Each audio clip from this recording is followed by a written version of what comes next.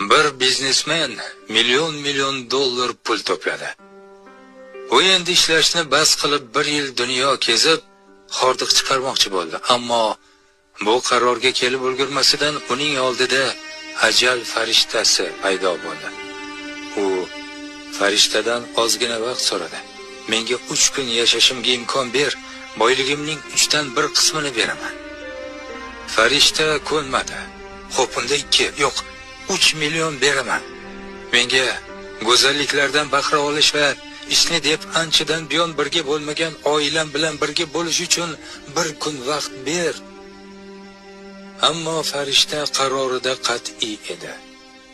Shunda biznesmen o'g'liga xat yozish uchun 1 daqiqa vaqt so'radi.